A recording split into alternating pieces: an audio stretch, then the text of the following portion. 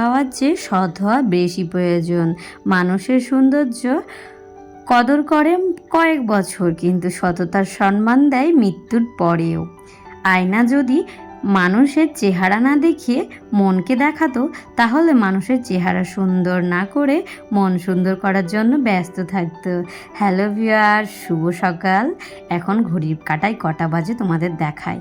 আমার ঘুম ভেঙেছে অনেকক্ষণ, যদিও 3টের সময় ঘুম ভেঙেছিল। 41 মিনিট ধরে টাইম একেবারে বেস্ট লস করে দিয়েছি। বিছানায় জেগে জেগে ভাবছিলাম কখন কোন কাজটা করব। ওটা ভাবতে ভাবতেই আমার দেখো 4:42 থেকে একেবারে 6:10 পর্যন্ত আমি আমার ভিডিও এডিটিংয়ের কাজ করে আমি আমার জিনিসপত্র রেখে দিলাম। দেখতেই পাচ্ছ এখন ঘড়ি কাটায় বাজে 6:10, আর আমি 1 ঘন্টা ধরে ভিডিও এডিটিং করলাম। 6:10 মানে আমাদের গ্রামে অনেক সকাল, এবং এই সকালবেলায় কত কত মানুষের পুজোও কমপ্লিট হয়ে গেছে। আর আজ যেহেতু স্কুল নেই, সেই জন্য আমি আগে ভিডিও এডিটিংয়ের কাজটা একেবারে সম্পূর্ণ করে নিশ্চিন্ত হয়ে গেলাম আজকের জন্য। এই যে তোমাদের জন্য আবারও ব্লগ শ্যুট করতে হবে, সেই জন্য আবার শ্যুট করতে শুরু করেছি। ঘুম থেকে উঠে দরজাটা খুলেই একেবারে ক্যামেরা স্ট্যান্ড নিয়ে চলে এসেছি মুরগির খোপের সামনে। মুরগির ঘরটা খুলে দিয়ে এখন ওরা যে যার আজাদ মতো চড়ে বেড়াবে সারাটা দিন।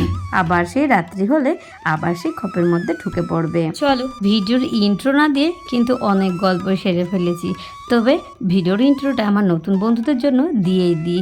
হ্যালো ভিউয়ার, সকলে কেমন আছো? আশা করি যে যেখানে আছো ঠাকুরের কৃপায় অনেক সুস্থ আছো এবং অনেক ভালো আছো। আমরা অনেক ভালো আছি গো। তোমাদের ভালো ভালো এবং সুন্দর সুন্দর কমেন্ট পড়ে যদিও খারাপ থাকি, তাহলে একেবারে সুস্থ হয়ে যায়। যাকে বন্ধুরা, আমার নাম মিঠু মণ্ডল, আমার চ্যানেলের নাম মিঠুস ফ্যামিলি, আর আমার বাড়ি হচ্ছে মুর্শিদাবাদ জেলার বহরমপুর শহরের ছোট্ট একটি গ্রামের গৃহবধূ এবং গ্রামের মেয়ে বলতে পারো। তো চলো, আজ না এত সুন্দর লাগছে সকালবেলাটা, তোমাদের হয়তো বলে বোঝাতে পারবো না। 6:10 বাজে ঘড়ির কাঁটায়, আর আমাদের 6:10 মানে গ্রামের বাড়িতে অনেক বেলা, জানো তো। আজকে যেহেতু রাত্রিবেলায় একটুখানি বৃষ্টি হয়েছে, সেই জন্য মনে হচ্ছে গাছগুলো একেবারে প্রাণ ফিরে পেয়েছে। শুধু গাছ বলে না গো, মানুষেও প্রায় 2 মাস ধরে কষ্ট করছি বৃষ্টির জন্য। একটু বৃষ্টি দাও ঠাকুর, একটু বৃষ্টি দাও ঠাকুর। ঠাকুর শুনলে তো নিজের যখন ইচ্ছে হবে তখনই একমাত্র দেবে, তার আগে কারোর কথা শুনে দেবে না। ঠাকুরের কাছে সবাই তো অনেক প্রে করে থাকে সব কিছুর জন্যই। আমরা যে কোনো বিপদে পড়লেই কিন্তু ঠাকুরকে প্রার্থনা করি এবং আরাধনা করি, কিন্তু যখন সুখে থাকি তখন কিন্তু ঠাকুরকে কখনোই আরাধনা করি না। তো সেই জন্য ঠাকুর বলে, যখন তোরা বিপদে পড়বি তখন আমাকে ডাকবি, আর যখন বিপদ থেকে উদ্ধার হয়ে যাবি তখন নিজেদের সংসার নিয়ে ব্যস্ত থাকবি। সেই জন্য তোদেরকে 2 মাস পর আজকে বৃষ্টি দিলাম। তবে ঠাকুরকে জানাই অসংখ্য ধন্যবাদ আজকে বৃষ্টিটা দেওয়ার জন্য, এবং শতকোটি প্রণাম জানাই, তার কারণ আজ আমার গাছগুলো প্রাণ ফিরে পেল গো। এত সুন্দর লাগছে, তোমাদের হয়তো বলে বোঝাতে পারবো না। গাছগুলোকে দেখে আমার এত আনন্দ হচ্ছিল, সকালবেলায় আগে একটু গাছগুলোকে দেখে নিলাম, আর এইদিকার গেটটাও একটু খুলে দিলাম। তার কারণ কি বলো তো, এই যে আমি এখন এই কাজে লেগে পড়বো। তার কারণ এই যে দেখতেই পাচ্ছ, পুঁই গাছটা অনেক দিন যাবৎ লাগানো হয়েছে ছাগলের জন্য না। পুঁই গাছটা বাড়তেই পারছে না, যখনই বেড়ে উঠছে তখনই এসে ছাগলে কচ করে কামড়ে ডোগাটাকে খেয়ে নিচ্ছে। আজ না পুঁই গাছটা অনেকটাই বড় হয়েছে, আমি ভাবছি এই ডালটা বড় হয়ে গেলে একটা সুন্দর করে মাচা দেব। আর কে কে গাছ লাগাতে ভালোবাসো গো, অবশ্যই কমেন্ট করো। আমি না গাছ লাগাতে খুব ভালোবাসি, তবে অনেক যত্নও করতে ভালোবাসি। গাছের প্রতি আমার যতটা যত্ন করি, আমি ততটা কিন্তু নিজের জন্য যত্ন করি না, জানো তো। আমি খুব ভালোবাসি গাছ লাগাতে, গাছের পরিচর্যা করতে। তবে এখানে আমি কটা পেঁপের চারা লাগিয়েছিলাম এবং চাল কুমড়ো লাগিয়েছি। দেখো বীজগুলো কত সুন্দর বেরিয়েছে। এর আগেও তোমাদের সঙ্গে শেয়ার করেছিলাম, আজও শেয়ার করলাম। দেখো গাছটাতে আমি একটা কঞ্চি দিয়ে দিলাম, তার কারণ আর একটু বড় হলে কিন্তু লতা ছাড়তে শুরু করবে। আর এই যে দেখতে পাচ্ছ, এই গাঁদা ফুলটা না গঙ্গায় স্নান করতে গিয়ে গাঁদা ফুলের গাছটা নিয়ে এসেছি। তো গাঁদা ফুলের গাছটা বেশ বড় হয়েছে, আর কয়দিন মেয়েও জল দিয়েছে গাছটায়। তবে আকাশটা এখনও পরিষ্কার হয়নি, মেঘলা মেঘলা রয়েছে। তবে আরও 2-3 ঘন্টা ঝমঝম করে বৃষ্টি হলে মনে হয় সব গাছগুলো আরও প্রাণ ফিরে পাবে এবং আমরাও প্রাণ ফিরে পাবো। সকালে যেহেতু হালকা বৃষ্টি হয়েছে সেই জন্য গুমোট ভাবটা রয়েছে, একটু গরমটা বেশিই লাগছে। যাকে বন্ধুরা, আগের দিন বিকেলবেলায় জামা কাপড় কেচেছিলাম সেগুলো একেবারে ভেজা নিয়ে গিয়ে তোমাদের দাদাভাই টেবিলে রেখে দিয়েছিল। সেই ভেজা জামা কাপড়গুলোই আমি এখন মেলে দিচ্ছি। সারাদিন ধরে পরে পরে শুকোবে, আর যদি বৃষ্টি আসে তাহলে সিঁড়িঘরের উপরে নিয়ে গিয়ে মেলে দিতে হবে। তো চলো বন্ধুরা, এদিকে আমি আমার কাজগুলো করতে থাকি, তোমরা পুরো ব্লগটা দেখতে থাকো। আজকের ভিডিওটি কে কোথা থেকে দেখছো অবশ্যই কিন্তু আমার কমেন্ট বক্সে জানিও।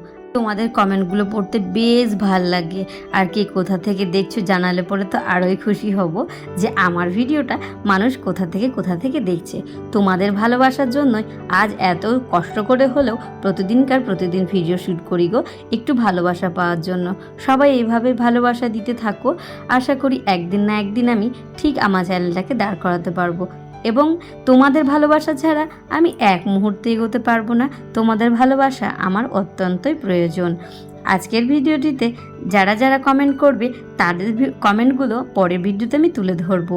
তারা যদি বলো তাদের নামগুলো নেব, তবে আমি তাদের নামগুলো নেব।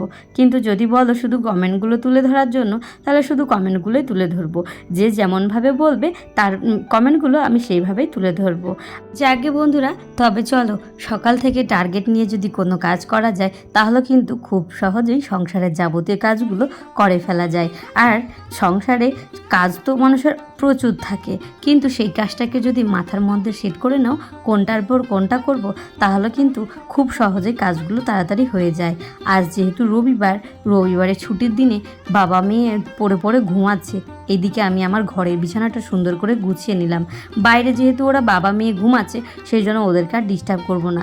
আগে সুন্দর করে আস্তে আস্তে ঘরটা ঝাড় দিয়ে বের করে নেব। আবার মেয়ে ঘুম থেকে উঠলে ওকে ব্রাশ করাতে হবে এবং ওর প্রাইভেটের এবং স্কুলের যে হোমওয়ার্ক এবং খাতার কাজগুলো থাকে সেগুলো আমাকে করাতে হয়। সেগুলো আমি রান্না করতে করতে বসে ওকে করাই। আর ও যেহেতু ছোট বাচ্চা, তো পড়াশোনা একা একা করতে পারে না, এবং লেখাগুলো যদি এক একটা করে যেগুলো জানে ধরে নিয়েছে সেগুলো যদি এক একটা করে, তারপরে যেগুলো জানে না সেগুলোকে কিন্তু আমি বসে না থাকলে ভুলভাল করে দেয়। সেই জন্য ওর সামনে কিন্তু একটু বসে কাজটা আমাকে করাতে হয়।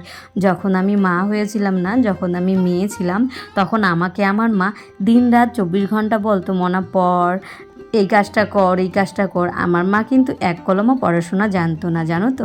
তবুও আমাদের দুই ভাই বোনকে এইচএস পাসটা করিয়েছিল খুব অনেক কষ্টে, জানো তো। শীতের সময় যখন এইচএস দিলাম তখন মা ঘুম থেকে উঠিয়েছিল প্রায় 3টের সময়। আর তখন উঠতেই চাইছি না, তখন গা থেকে বিছানার চাদর, লেপ, ক্যাথা যা থাকতো সব ছুঁড়ে ফেলে বাইরে ফেলে দিত। নিজেও খালি গায়ে থাকতো, আমাদেরকেও খালি গায়ে রাখতো, যে ঠান্ডা লাগলে ঠিকই উঠে পড়তে বসবে লেপ ঢাকা দিয়ে। ওই যে পড়তে বসতাম, তারপরে বই দেখলে যেন একটা ঘুমের ক্লান্তি চলে আসে। ঘুম তো আসতোই আমার বই দেখলে।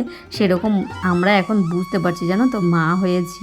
মা হওয়াটা যে কতটা টাফ, কতটা কষ্টের, সেটা একমাত্র যখন যারা মা হবে একমাত্র তারাই সেই অনুভব করতে পারবে এবং সেই ফিলিংসটা উপভোগ করতে পারবে। এখন দিনরাত 24 ঘন্টা মেয়ের পেছনে এবং এই সংসারটার পিছনেই আমার সময় চলে যায়।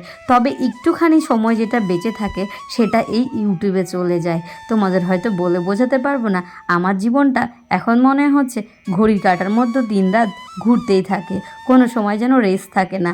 রাত্রি 12টা 1টার সময় যদি একটু ঘুমোই, তারপরে আবার ভোরবেলায় হয়ে গেলে মনে হয় যে কখন একটু ভিডিওটা এডিট করব, আবার কখন কি করব, এই চিন্তাধারা মাথার মধ্যে ঘুরতেই থাকে। শান্তিভাবে রাত্রে ঘুমও হয় না। যদিও এই ভিডিও আমার নেশা বলতে পারো, পেশাও বলতে পারো।